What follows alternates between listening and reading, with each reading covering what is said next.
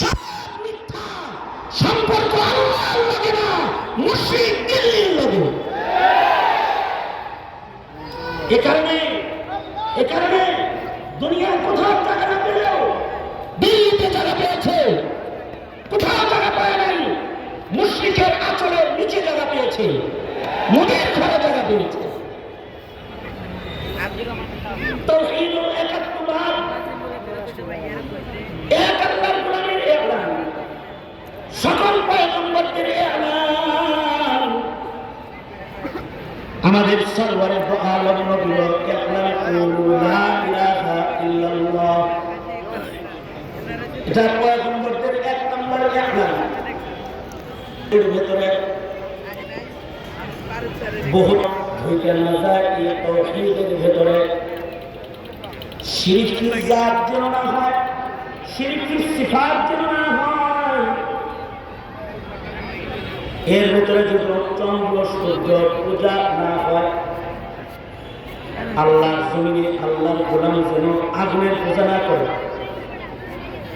এমনকি আল্লাহর জমিনে আল্লাহর গোলামরা যেন এক আল্লাহর সাথে সম্পর্ক রাখে। এক আল্লাহর একাত্মবাদ যারা মুখে এলান করলো, তারা যেন কেবলমাত্র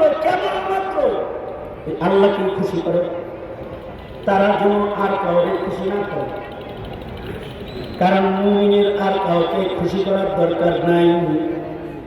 তার মুখে যে এক আল্লাহর একাত্মবাদের এলান করেছে, মত পর্যন্ত তার সাধনা হবে সেই মহান মালিককে খুশি করা। এটাই তার এলান। তাওহীদের ভিতরে যারা আল্লাহকে খুশি করতে পারবে না, মুখে কালিমা আছে কিন্তু আল্লাহকে খুশি করে না। কেউ নিজেকে খুশি করেছে, আল্লাহকে খুশি করে না, নিজে হ্যাপি, সেও তাওহীদ তার ঠিক থাকলেও জাহান্নামের আগুনে নিক্ষিপ্ত হবে। কেউ মুখে বলেছে লা ইলাহা ইল্লাল্লাহ, পরিবারকে খুশি করেছে, আল্লাহকে খুশি করে নাই। সন্তানের খেদমত করছে, বাড়ি গাড়ি করে দিয়েছে, বিবির চাহিদা পূরণ করেছে, তারা সবাই তার উপরে খুশি, কিন্তু আল্লাহ নারাজ। শুধু তাওহীদ দিয়ে ডিরেক্ট সে জান্নাতে যেতে পারবে না, দোজখের আগুনে তাকে নিক্ষিপ্ত হতে হবে। কিন্তু যদি এই তাওহীদবাদী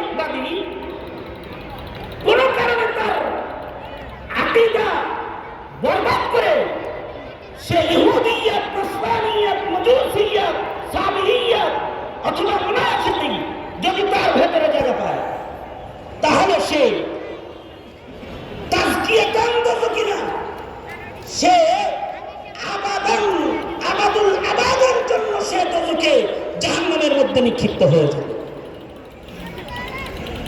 এ কারণে মিল্লাতের একটি ইমানদারের ইমানের ভেতরে যেন ইহুদিয়ত, নসরানিয়ত, মাজুসিয়ত, সাবিয়ত ও মুনাফিক